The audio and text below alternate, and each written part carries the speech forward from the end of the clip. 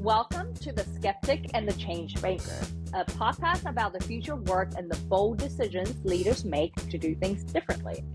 I'm your host, Susan Chen, the founder and the CEO of CoGrow, a fractional HR strategy consultancy based in Singapore. In our podcast series, I bring a skeptical lens to help navigate and unlearn some of the convenient truths in our world.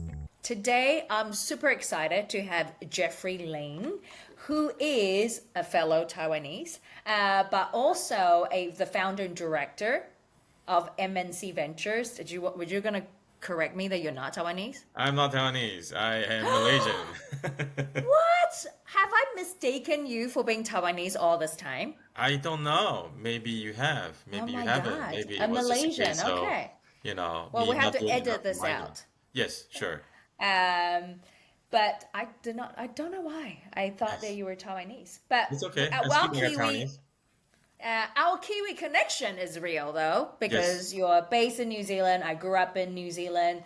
And our topic today is very much going to be about New Zealand. But I think, Jeffrey, you come with a super interesting background. You're an ex-lawyer, ex-founder. Actually, you're still a founder, right? A business Yes. consultant, a distribution partner. You do a lot of things. And what I find really interesting is your conviction about New Zealand to being a sandbox, a jumping board, a incubator for really interesting innovation that's happening in the world. So I want to hear more about that from you, but maybe start with a introduction of yourself.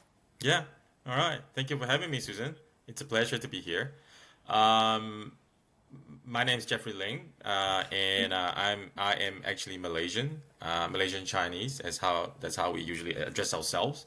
The whole family, we relocated to New Zealand in 1993, and so for large part of my families, they've been here for more than 30 years. I did have the pleasure of living in Taiwan for 12 years. See, there is a Taiwan Yes, connection. there is a Taiwan connection for sure. Not to mention my wife is Taiwanese, and my two kids are born in Taiwan, and so I I'm am not that perfectly far off. Taiwanese. I speak like a Taiwanese, although I like to at least clarify that there's still a part of me that is something else, and and that something else is making me somehow hopefully intriguing to a lot of folks out there. But Malaysian, moved to New Zealand, lived in Taiwan for 12 years, and then about 6.5 years ago, the whole family decided to relocate back to New Zealand to spend more time with my parents. Because hey, when you're older, you start to think about family, and it's not just about your kids. A lot of people would say, "Are you back in New Zealand because of your two children?" To which I would say, "Not really," because I don't think that for them, education is really the biggest concern that we have. But the biggest concern is not spending enough time with your loved ones. So that's the reason why we came back. And so I've done a lot of things ever since coming back. But I also done a lot of many things in Taiwan, so more than happy to explore, delve into each of them, each of the life experience in different countries, and talk more about whatever that we need to talk about. Great.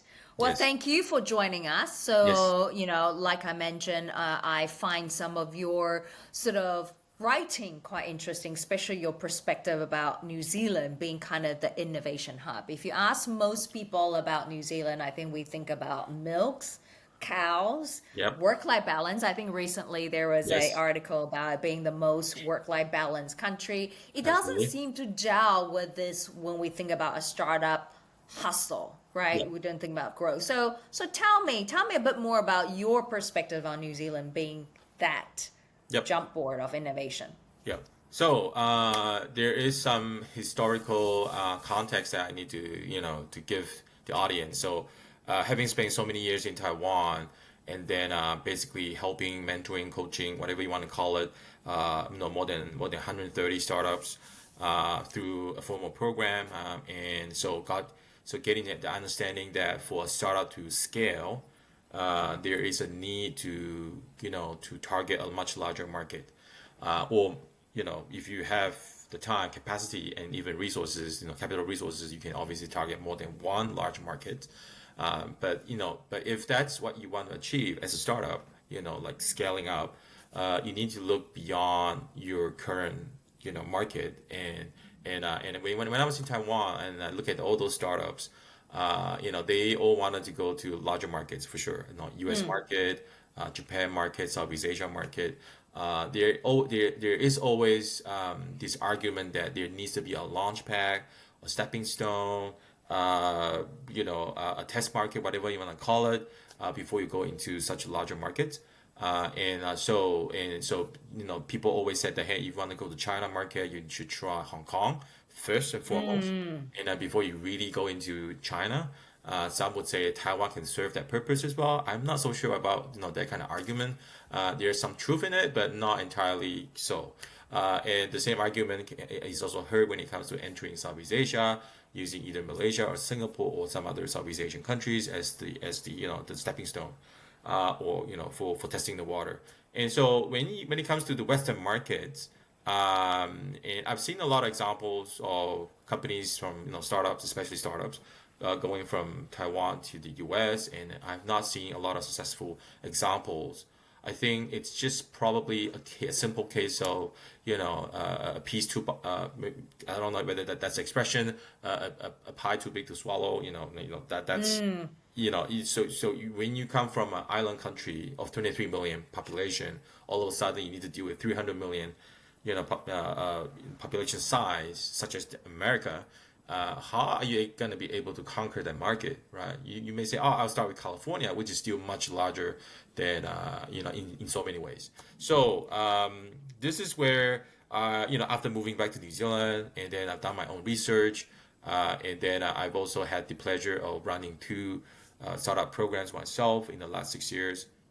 And I came to this realization that if you want to go into a bigger market, such as the U.S. market, let's say China is too big, you don't speak the language, so you want to go for something safer, let's say English-speaking country.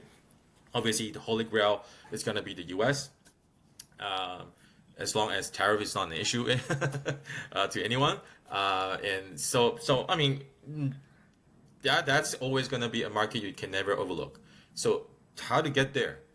Obviously, don't go there straight. You can consider it as a detour, or consider it as doing your own test market somewhere else, which is much smaller. It's something that allows you to control your experiment to a lot of extent, because it is, after all, an experiment, right? So when you when you can experiment your business model, the idea, everything, the whole package in New Zealand. And if it works in New Zealand, then you can say, hey, let's try the Australian market, which is much larger. New Zealand has 5 million population. Australia has 25 million population. I think probably a bit more than that now. And then if both countries work well for your business, for your product, for your services, that's when you can say to yourself confidently that, hey, I can now go to the U.S. market or the European market, whichever English-speaking market, or even Europe, Western markets that fancy you. It's to me, this is something more logical, because there is a basis for making all the assumptions that you have. Because compared to, you're from Asia, you want to go into the U.S., you have no background. A lot of people have never been to the U.S. other than being a tourist. They never lived there. They never studied there. They don't understood a lot of things that would go on over there in that market. So how can you actually sell your product and services over there? So that's a part that is perplexing.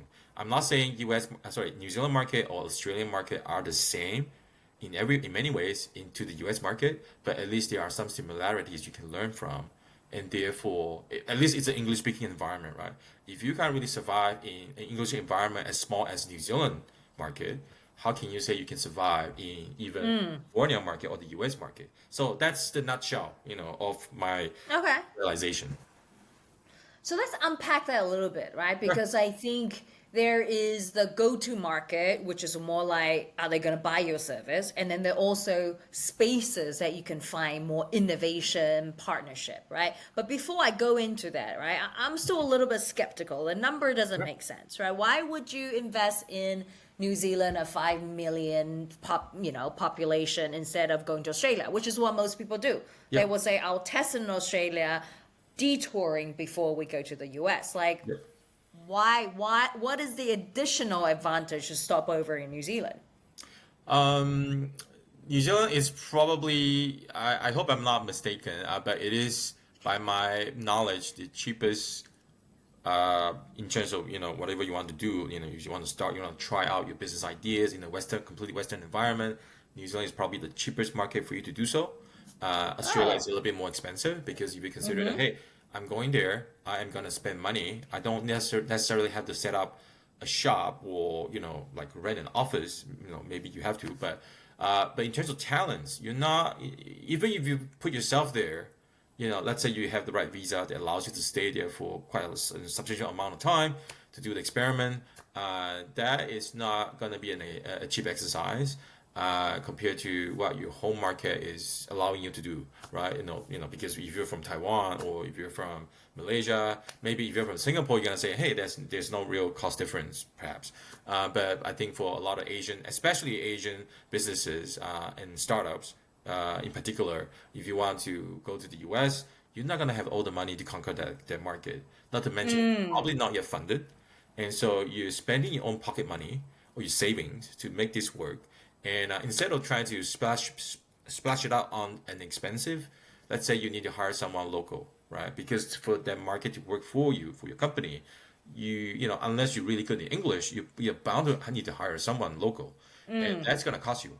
And compared to hiring someone in New Zealand and versus hiring someone in Australia, you can imagine the cost difference already, right? So New Zealand market is smaller because it means that it's more, like I said earlier, it's more controllable. I've also, this is not a joke, but some people may say this is, it sounds like a joke. But if you try it out in New Zealand, if it doesn't work, I hope that all my New Zealanders not gonna be angry with me for saying so. But if you fail in New Zealand, nobody's gonna know, right? Versus if you fail in Okay. the States, what's your great excuse for trying the US market again the next time? Because your investors, your partners, your employees, your whoever are gonna tell you that, hey, you failed once, don't go again, right? Because it worked. But that's gonna be, this is not about saving your face. This is more about, hey, if I need, because for a business to be successful, you might need to go through several rounds of trial and error. You don't want to fail so many times in the States. You want to fail in a much smaller market, probably lesser known to a lot of extent. And what if it works, right? You can say, hey, it works in New Zealand. We are actually, doing well in New Zealand, and we're not yet number one, but we are on our way there.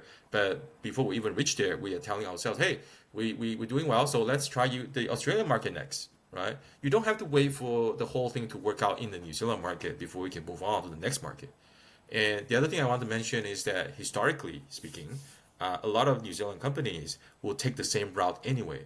Most of the startups would say, "Hey, I'm gonna make it work in New Zealand for the first 2 years, and then I'm gonna move to the Australian market to make it work over there. And then before I become bigger, I will then, if I'm successful, I'm gonna go to the US market straight, right? So this is a path already, much traveled by other founders, business folks in New Zealand and Australia, because Australia will always look to US as the holy grail too.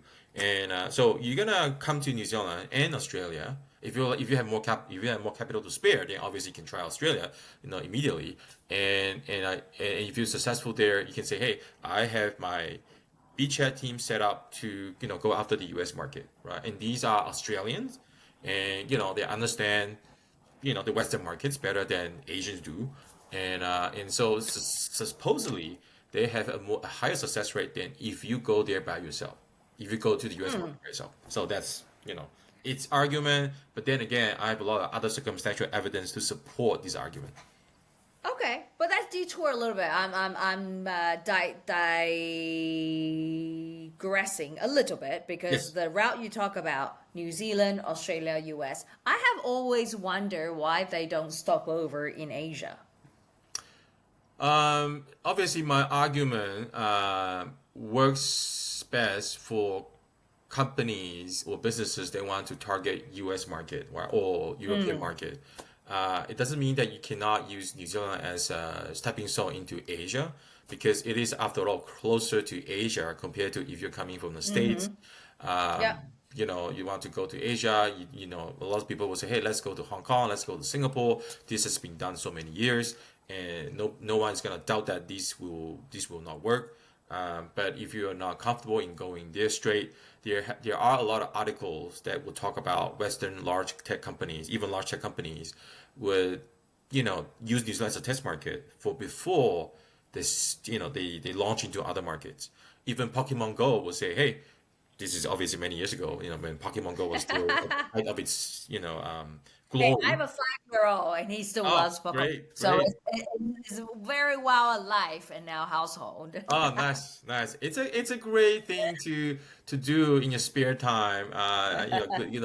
With your family, right? So if you have a family, you want to have fun with them, go out for a walk. It's awesome, right? But we're not here trying to promote them. All right. So the point is, even Pokemon Go would say, hey, let's do things in New Zealand first and see how it goes before we move to elsewhere. So I'm not the only person writing about New Zealand as a test market for Fair enough. any kind of Western companies. I just don't think that will be what, from my perspective, coming from Asia, the biggest point that I can make. This is the hidden gem that most Asians don't know about. And I want to spread the gospel to all these my Asian counterparts, saying, hey, Yeah. think about New Zealand. Yeah. Because the Western folks, they have done this for many years, but not so much with Asian folks. Yeah. And let's open it up and have a discussion about it, just like what we're doing right now. I don't Yeah. have to be completely right, but there is truth in the arguments I made, and I hopefully there will be some evidence I'll be able to produce later on, my own evidence Yeah. to say that this is actually happening, right? I do Yeah. have some leads for this to be the case, but then this is far from being successful because. But then again, doesn't mean that I've not been trying my best to promote this idea for a while. I have actually done so for more than 6 years. When I was still Yeah. in Taiwan before moving back to New Zealand, I've been telling folks, hey, what do you think of this idea? This should work. And I can tell you, 90% of the folks who have heard this idea will say that makes a lot of sense. But It's just that for a lot of them, they would still consider, they should have the hesitation, because this might be one of the few questions you might want to ask me later, but I'm gonna try to preempt you tell me answering now. that, Yes. which is, why are they not coming? Is because they still have hesitation that, do I really want to go and try out in as much as the market is so small? Is it worth my Yeah. while, right? You don't have to come for 2 years, 3 years, 5 years. That's not what you're supposed to be doing. The other thing is that trying things out doesn't mean that you have to be here yourself. You can always outsource the work to someone else on the ground, right? I'm not trying to promote my service, but there's a good chance that there is someone like me in New Yeah. Zealand that can offer this service, be a country manager, or all the likes, and help you test the water for you. And if it works, you can at least say, hey, I have something that works in New Zealand. All right, let's move on to the next target. Is it Australia? Or can we go use New Zealand as a great launch pad to just go to the US straight? It's not unheard of. It's just that, if you're from Asia, let's be a little bit, on the safer side. All right, let's experiment a bit more before you jump to conclusion. So that's my argument. It's slow, but it's more steady. As opposed to let's go to the Okay. US. Let's go to the US. Yeah. Are you sure? It's it's more expensive. I mean, a lot of people have tried. I've not seen a lot Yeah. of success.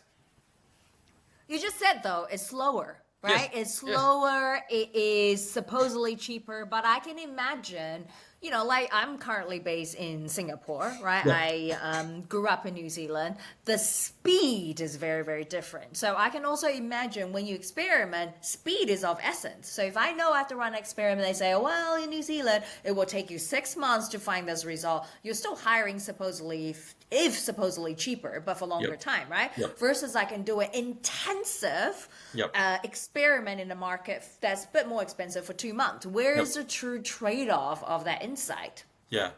If you have the money, so here's the balancing point. If you have the resources, the money, the connection, you have worked there before in your life somehow or studied there, so you understand the society, what they do, what they eat. Sometimes the quick question to ask is, do you know what they eat for breakfast? If you can't even answer that, don't even bother trying to go there right now, right? So that's a simple, test that you can give yourself. Like, how much do you actually I love it. understand about it? Weebix. Olympics, New Zealand, what do we have for breakfast? It's starting small, and it is slower. If you have the capital, if you have resources, then you can go faster. Yes, for sure. So then, to which I would say, hey, try the US for sure. But like I said, if you fail at your first try, there's no place else to hide, your failure, because people are gonna notice that. Obviously, if you think, oh, that's it, I'm not gonna work on the idea. The next time I'm gonna be in the US, it'll be a different idea. So be it, right? But it's a one-shot thing, and if you want to save that resource for multiple trial and errors, so that you can have more assurance of this is gonna work in the Western market, then you go to the US, right? And not to mention that you can also attempt to raise capital because of your success in New Zealand versus you have no success and you're trying to raise capital in the US. That to me it's just simply mind-boggling. Mind-boggling. Well, maybe there's just more money there. You can speak better. It takes a little bit of convincing to yeah. get people So to if you're from the States, dip into you their grew up, pocket. you practically grew up there, it's probably not an issue for you to try to convince investors over there to put money into your business, right? But if you've never really lived there, and this is gonna be a very tough act to perform, convincing people to say yes to you. We do have exceptional cases of founders coming not from the States, going to the States, speaking to, actually spoken to more than 100 VCs before one of them said, yes, I'll give you the money. And that company later on became Canva as we know today. So that was one, really exceptional But case. I Canva would is say that's an outlier Australian. case. I mean, but they're Australian, They're right? Australian. They're Australian. But I Yeah. will Do they also, ever test in New Zealand? Do they test market New Zealand, or they say, "Hey, if we can prove it's successful in Australia, oh, then that's what you meant they're by in going Australia. into They don't the have to come to New Zealand, yeah." right? So they're gonna test it in Oh my Australia. God. But they did a lot of things. I mean, the founder for Canva has done a lot of things before they will be able to convince investors over there to say, hey, this is what we can offer. What do you think? And that was going through probably hundreds and hundreds of investors, spoken to about more than slightly, I think, at least according to the account, spoken to more than 100 investors over there before they land on one of them, Yeah. giving them the money to, the rest is history. But how many people can say that will be the same experience they can replicate, Yeah. right? There's only going to be one Canva, and Yeah, that's there's a only going to be one beautiful stuff. Canva, right? So Yeah. if you're exceptionally good, I would say go to Silicon Valley. Don't waste your time in any other markets because that's a holy grail. We're obviously talking about tech companies, but if you're not tech, if you're something else, consumer products, services, and you still want to enter the U.S. market because why not? It's bigger, you just have to ask yourself, where should we, how should I do it? And if you're not gonna be in a highly scalable company, no VCs in Silicon Valley will be interested in you. So you're Yeah. gonna need to, you're bound to need to go through a slow process anyway, and better be sure than be, I don't know what's the other word to describe it, be sorry. Are there particular type of product that is best suited to be experimented in New Zealand? Because what I'm hearing is kind of advocating for Asia startups to Yes. potentially think about Yes. using New Zealand as a pivot ground, launch pad into Australia and the US, right? Are there Yep. particular type of product you think is best suited because of a unique positioning of New Zealand, or any product goes? For now, maybe it's most products would go type of Oh, okay. situation. You can't do certain things such as you can't import honey because New Zealand government would say no Yes. honey importation. So Sure. that's out of the picture. What else? Software products, services. Because the idea is whether or not do you want to go to the U.S. market, right, or the larger Western English speaking market.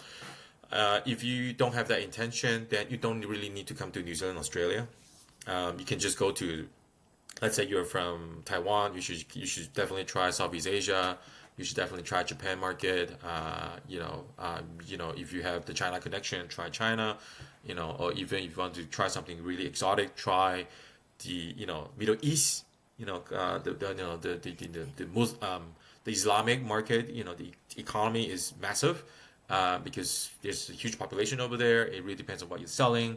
And what's interesting is that I've spoken to quite a few Taiwanese companies 2 days ago, actually in the last 2 weeks. Almost all of them have halal certification. So you'd be Oh, like, wow. why are you not considering, countries over there? Is it because of language issue? Is it because of whatnot? So, even for that, for Middle East market, people who speak, a lot of them, or most of them will speak Arabic, the language. Uh, uh, why not try Malaysia, right? So that would be another argument about Malaysia being a stepping stone into that kind of a market. So I just don't believe that you can just there is when it comes to business, it's rarely a case of finding a shortcut, right? There is no shortcut. Either you are from there or you just need to learn it the hard way, right? You need to pay your tuition fees. That's how I don't know the Chinese would say it, how Taiwanese would say it. And so if you don't pay that, how do it has to be a scientific experiment, right? Scientific means that it is something that is supposed to be supposedly repeatable, right? Because once you Yeah. understood the science, like, oh, how do I work with, um, European consumers, and you obviously cannot assume they're all the same, but there are some similarities. I say similarities; they're not exactly the same because otherwise Yeah. that will be me being ignorant. But there's a lot of learning you can make from understanding what Europeans in New Zealand are doing, what Europeans in Australia are doing, and leverage that to your advantage, right? And that's more scientific than you being an Asian trying to make it work in the U.S. market, right? You're not, they're mostly still white folks over there, and you're not. So, but if you are, then maybe that's not Yeah. really an issue for you.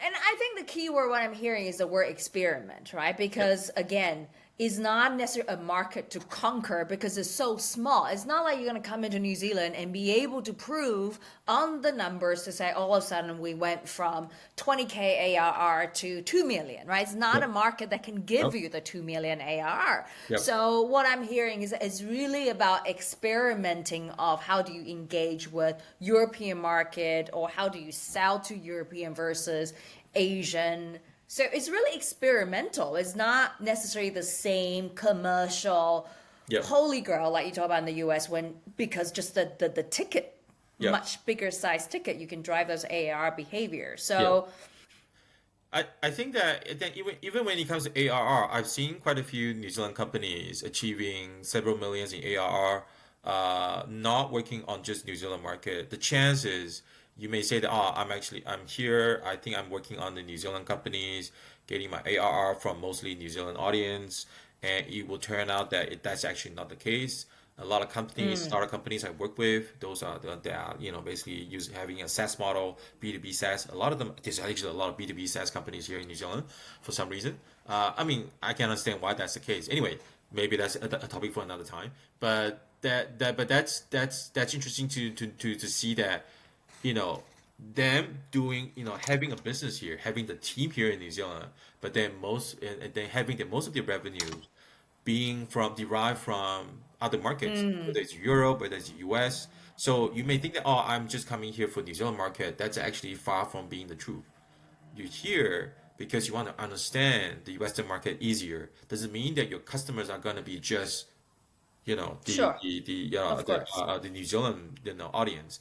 A lot of times, because you're a software, especially if you're a software company, you don't Yeah. really the software has no national boundaries, right? You can go anywhere with your software.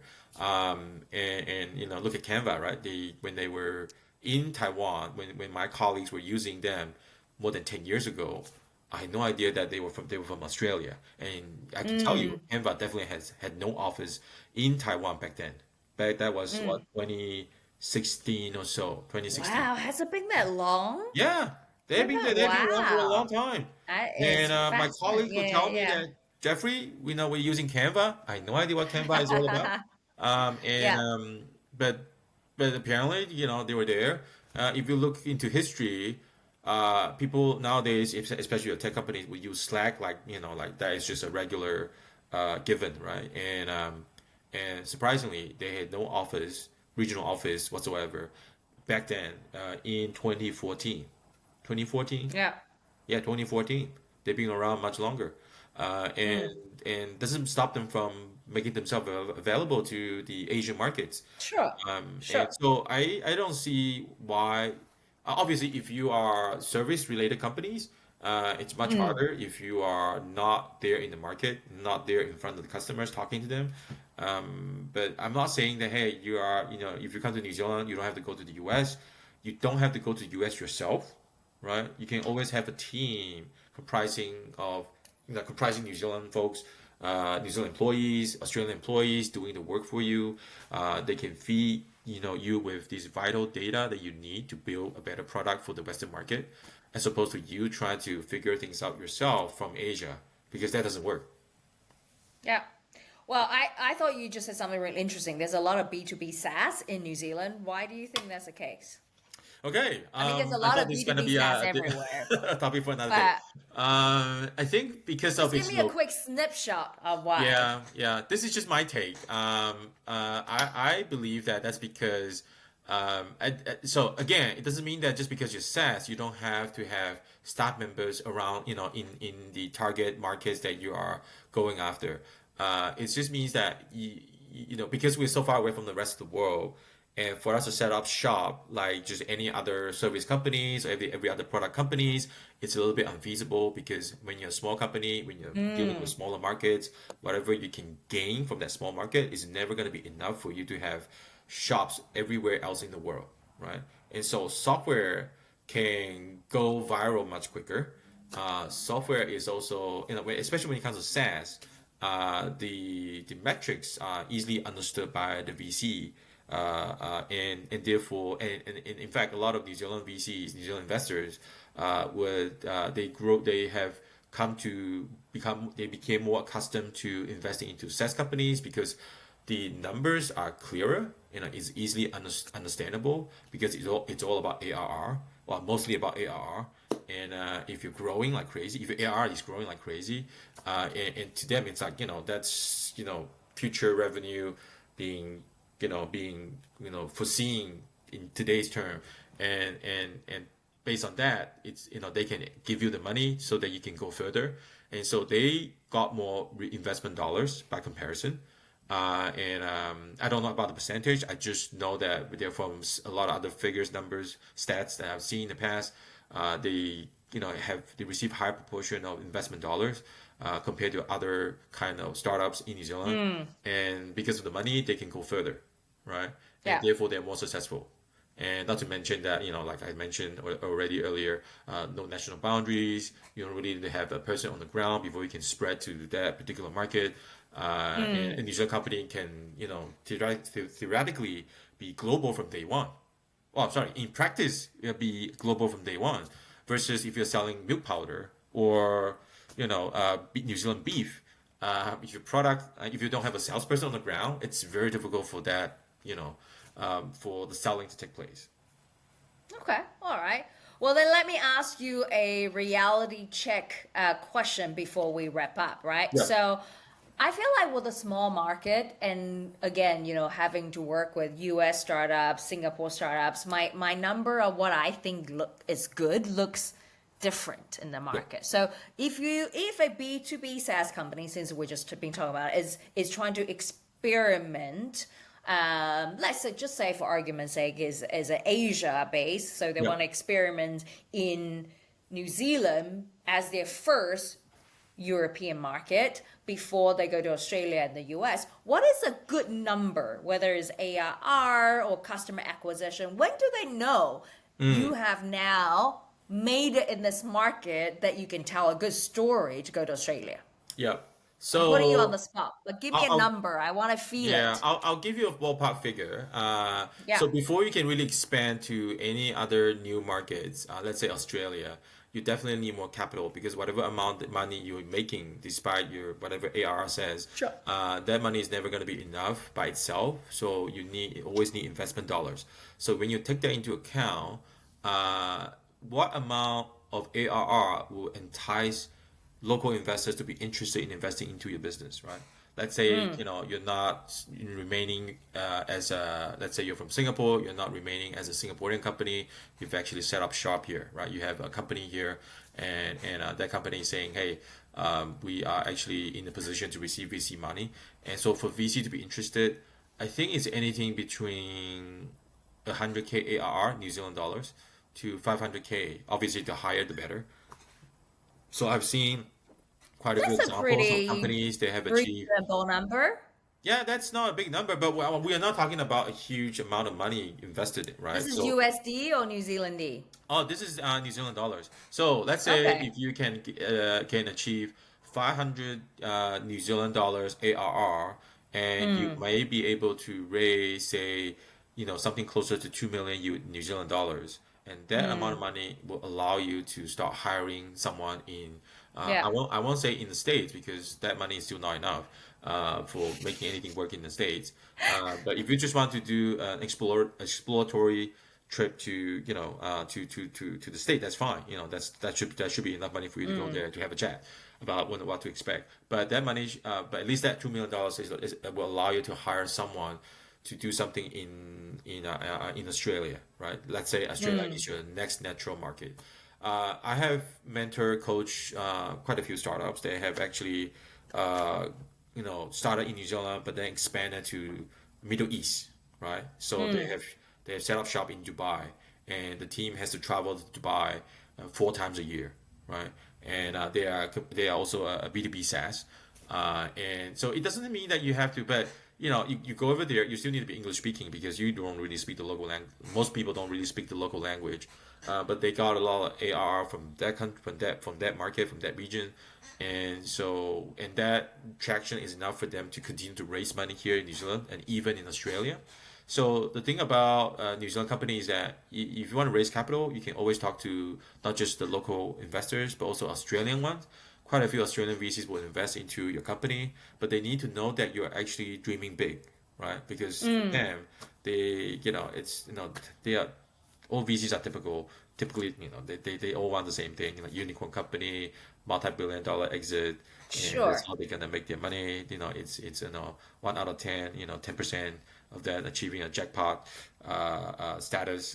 And anyway, so we know the argument, and but coming back to the numbers that that you asked for, I'm not saying that you have to get to 500K ARR before you can actually have an audience. Be granted an audience with the investors, with the VC in New Zealand. But I think that it will put you in a safer position to convince them to give you the money, and then convincing them also that hey, this money will be used on the U.S. market, and for them to be said, yep, that makes sense, because 500K ARR, that amount of revenue ARR is never gonna be just simply from one New Zealand market. Usually, it's not. Yeah. That's not gonna be the case. So the chance is when people go to VCs in New Zealand saying, "Hey, we need this," we have 500K ARR. It's usually because they have multiple markets contributing to Pretty that outside. total Yeah. amount. Got it. Yes. With that, I think you have sort of convinced us to use New Zealand potentially as a spot of Yes. experiment. I love it. I think is a interesting conversation to think about different geography, what you can use the different geography for, right? And I also think success looks quite different in the different geography. Yep. But with that, I want to thank you so much for spending the time with us today to share your thoughts. Obviously, for those who are now thinking about experimenting, now you have a connection that you can reach out to help you think. It looks like you're doing everything from the beef to the SaaS, B2B. So thank you so much for spending the time with us. It's my pleasure, Susan.